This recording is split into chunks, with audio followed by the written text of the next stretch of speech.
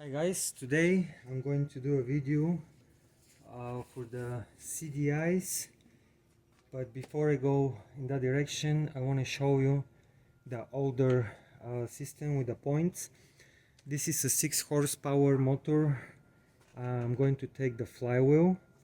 Here I have the tools ready and I'm going to show you what is inside so you can get better idea how the points are working, and then we can move to the CDI ignition.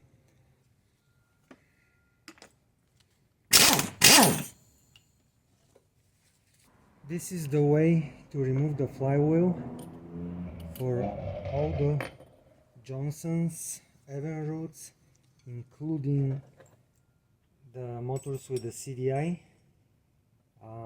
The technique is the same.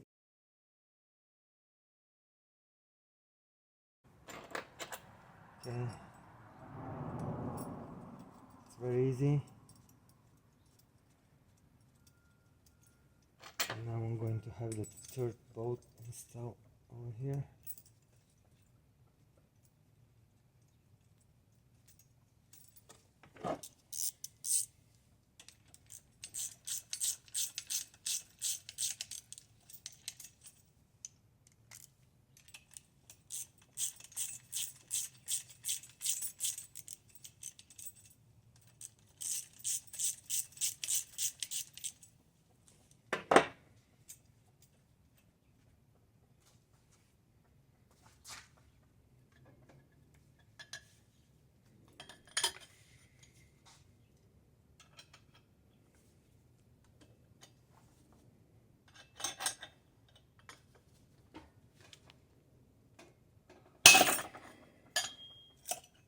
This is the way to remove the flywheel.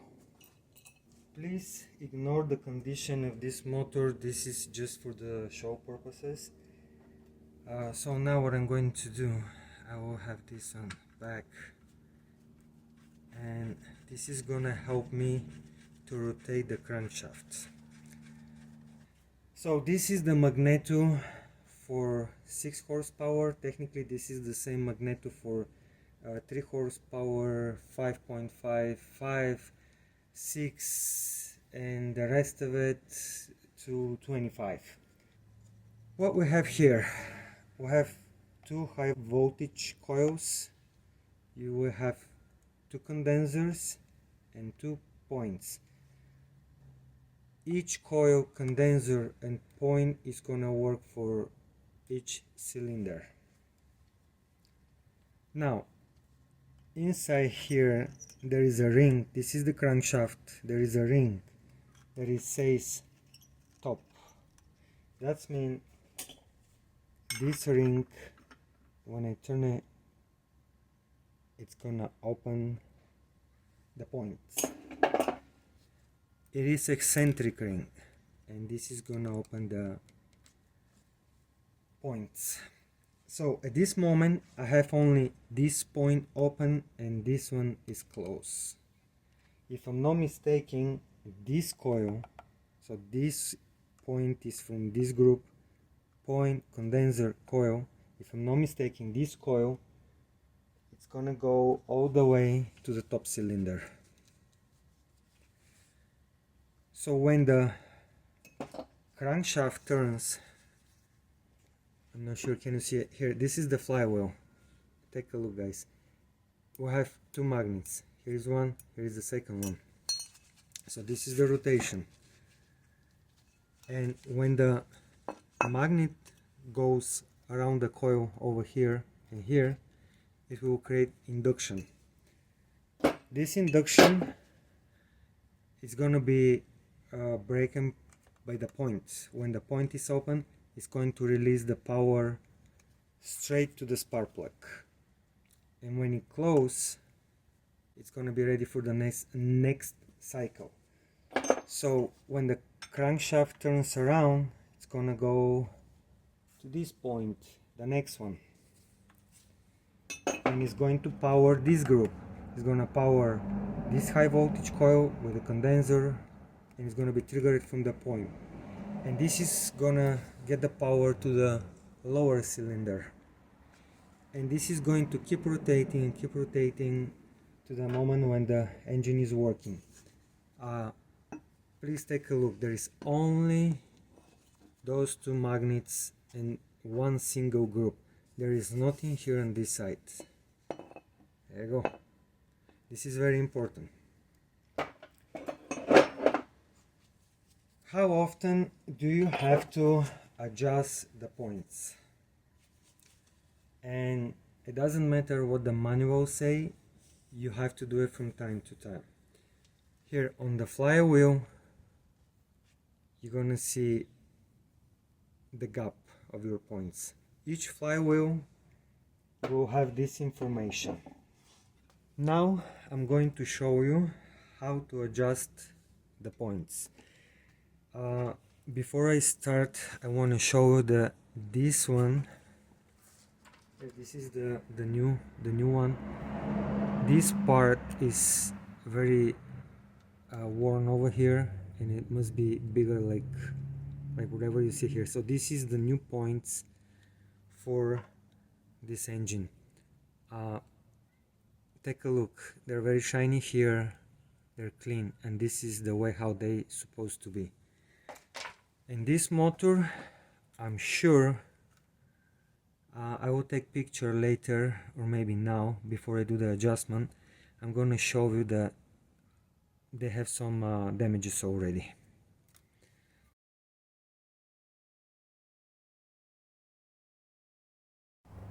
So I took the pictures, and when I look closely, there is some grease and dirt over here. Now what I'm going to do, I'm going to rotate the crankshaft, and here on top, it's gonna say top. That's mean now the points are open. I'm gonna clean them to make sure I have a good results. There you go. Now it's better. And this is what we need. 0.20. Let me see what we have here. It's good. See, it's firm, it's tight.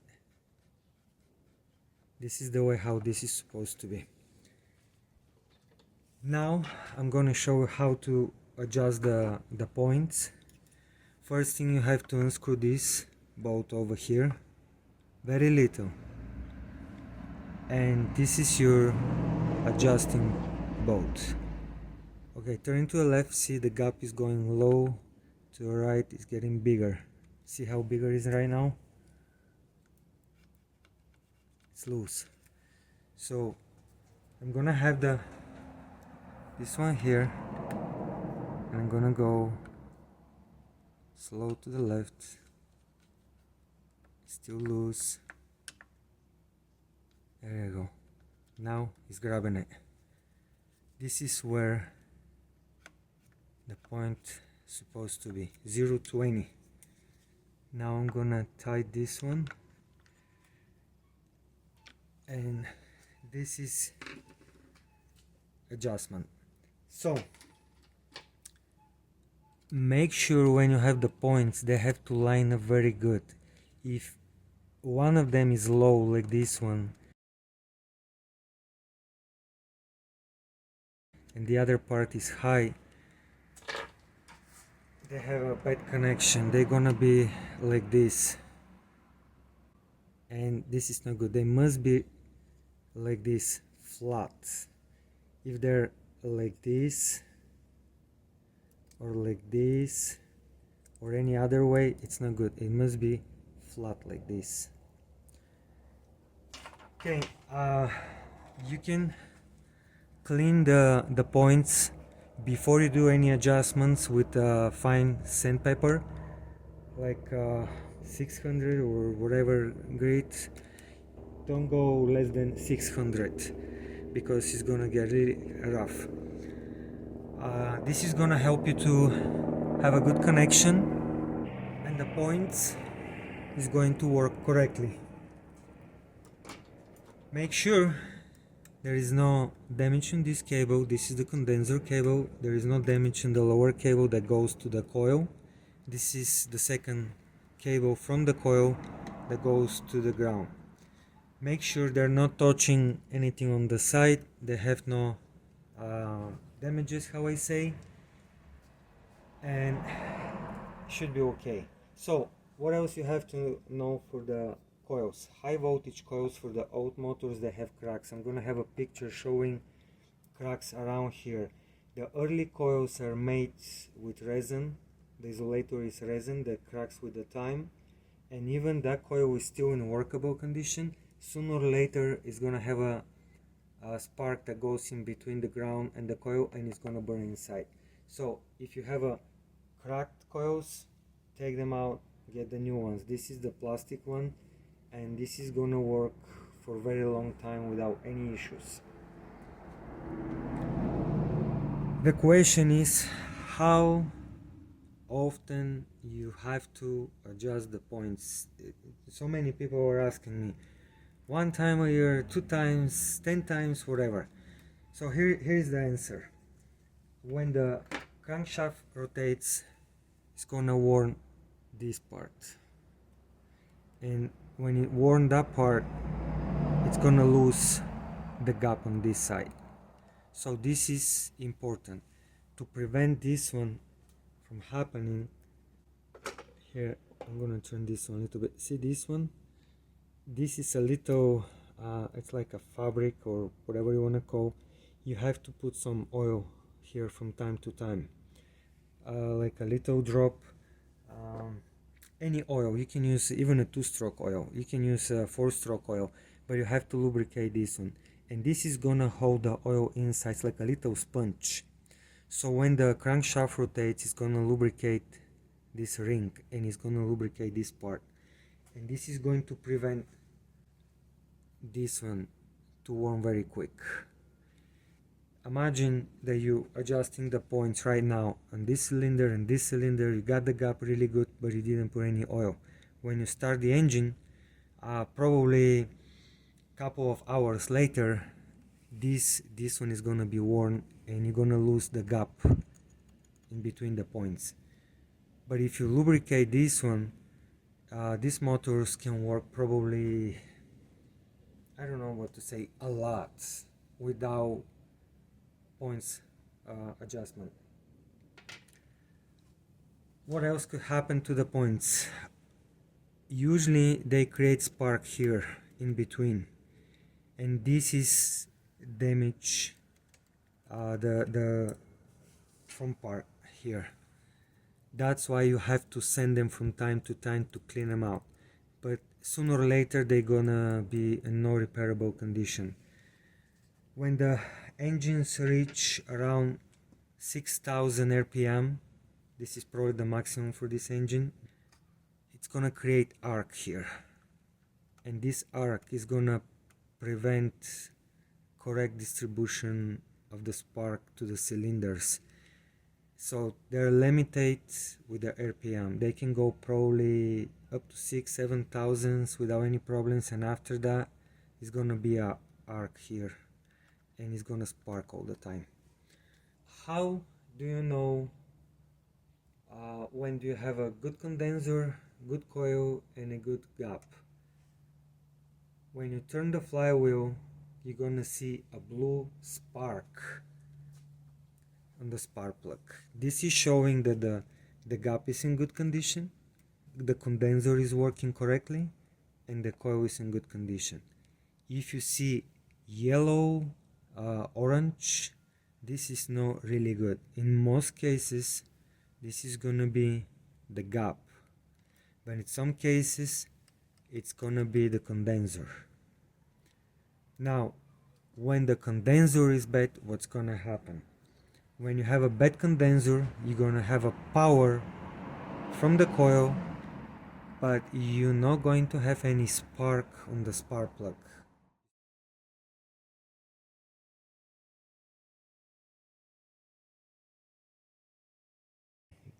This is very handy. I will have a video showing how this is working, but technically you have to connect this like this, and this one here, and you're gonna see a light over here. This is showing that you're receiving power from the coil to the spark.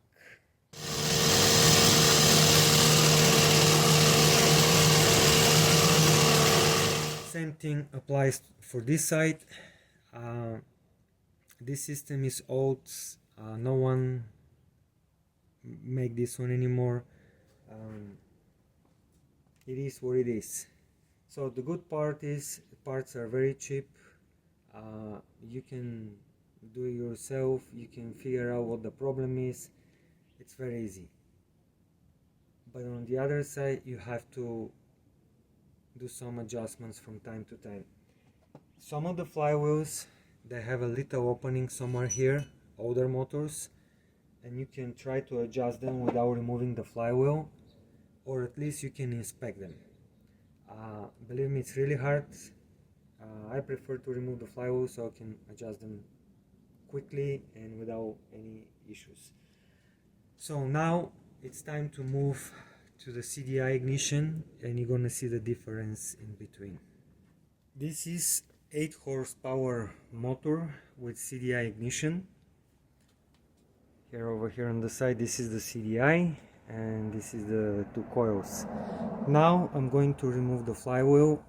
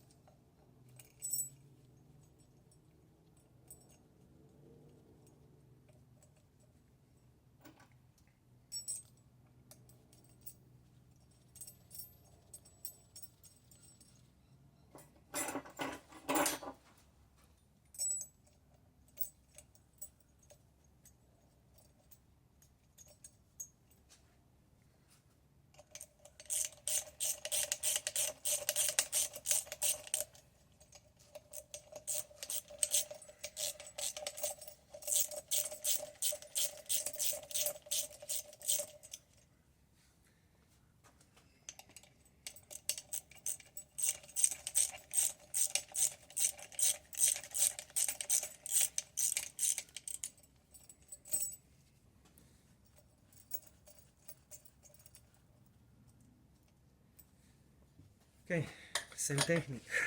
There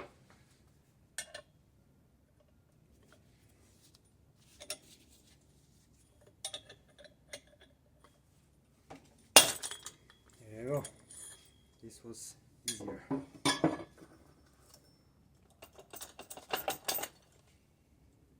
What we have here, this is the magneto. As you can see, there is no high voltage coils. There is no points, there is no condensers. We have only this coil and this one.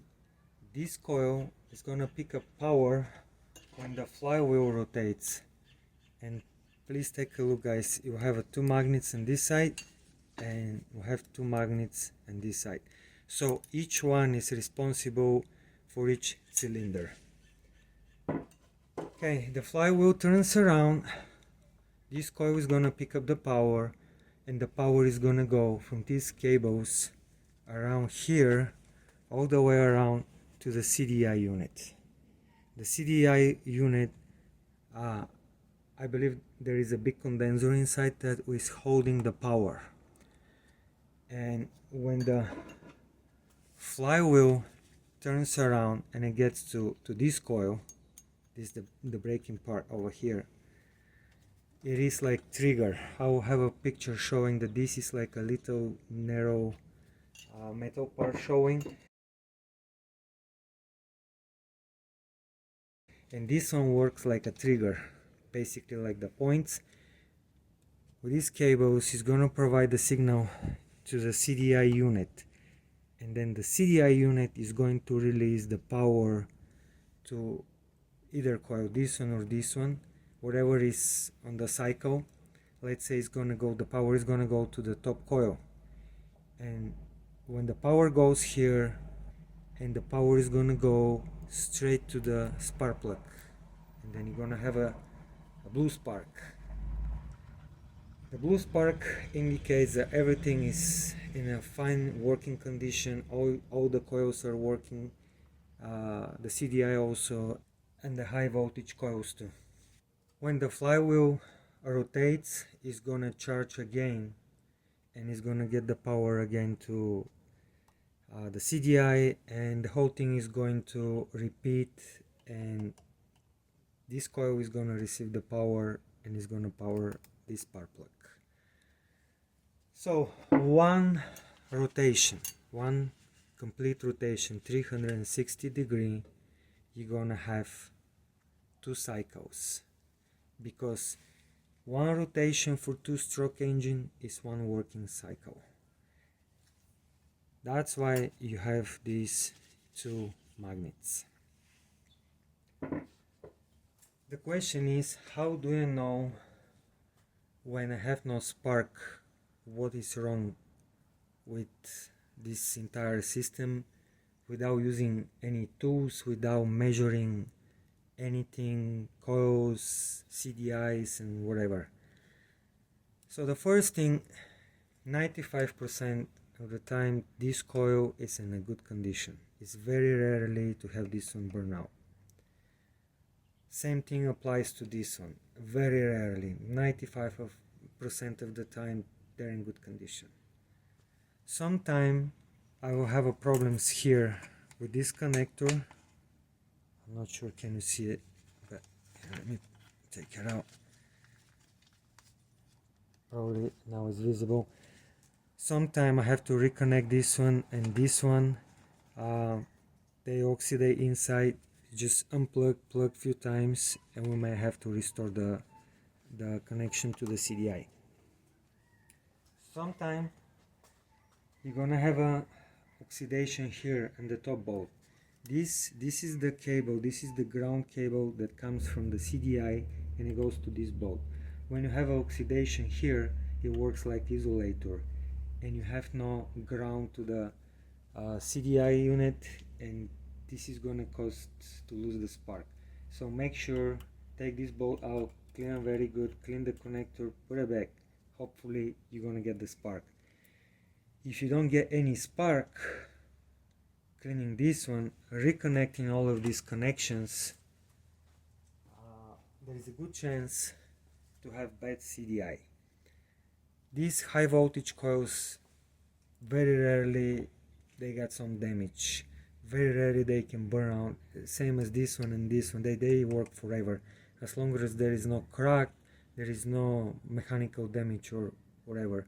So this and this and this, extremely rare. Most of the time, 95% of the time, this is your problem. Any shop that work with outboard motors have one CDI on the side that is in a good condition. The easiest way to verify the CDI unit causing the problem is just to disconnect this one and have that one that you know for sure is working. 95% of the time the motor is gonna start working again without any problems. You have to order new one, install the new one, and you're good to go. Technically this is what happened to this motor. I have a bad CDI.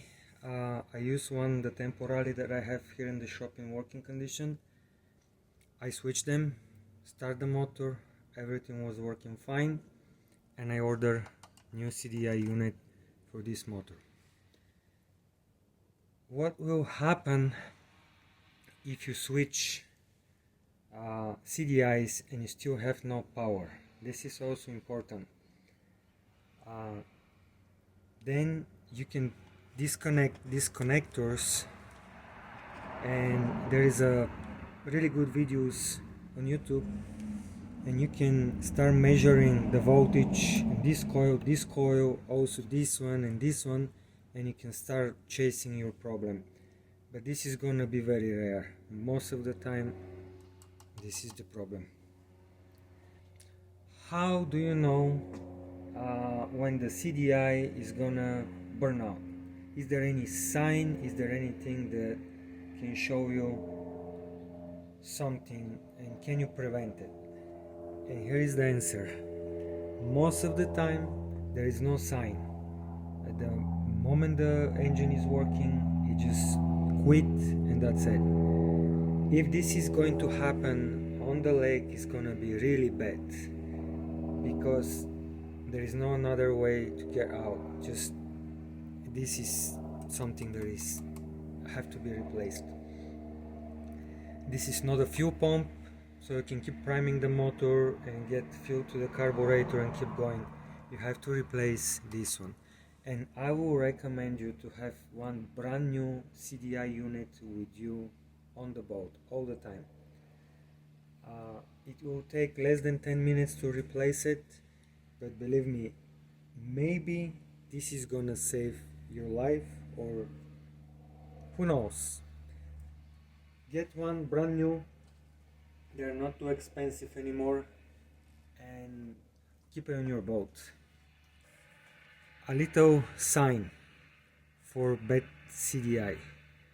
This one technically is the same as this one, but it was supplying with power only the lower cylinder. It has no spark on the top one. This is a signage if you look on it for. This is very handy.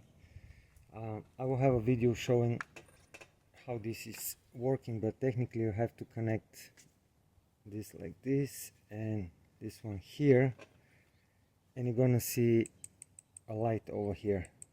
This is showing that you're receiving power from the coil to the spark.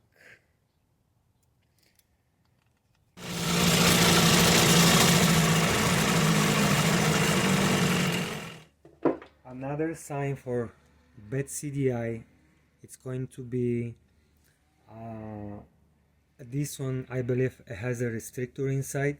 The RPM of the engine goes up and down, up and down. This is showing that something is not right inside and it must be replaced. See, this is not repairable, guys. This is resin. When they get bad, this is forever. You can't fix them. They go to the garbage. Now, few words for these cables that is hanging over here all the time. I didn't talk about them. So this cable, it must be connected over here, and this is gonna go all the way to the throttle handle. At the end of the throttle handle there is a little push button. This is the way to turn off the motor. So when you push the button, technically the ground from here through the button is gonna go all the way to this cable, and here's the other part somewhere here. It's still there here, and this is gonna ground the CDI, and the CDI is gonna lose the power and the motor is going to turn off. So why I have this cable still hanging over here without any connections? And the answer is very simple. I order kill switch. On this motor the stop button is not working on the throttle handle, and I decide to order a kill switch, and I'm going to install the kill switch very soon as it arrives. I will have video showing this one too, and this is going to upgrade the motor. It's going to be even better than the original condition. So hopefully this is answer all of these cables that is hanging over here. That's it, guys. Thank you for watching my videos. I hope you receive good information. I hope this is going to help you to fix your motors. One more time, thank you. I appreciate your time and have a nice day. Bye bye.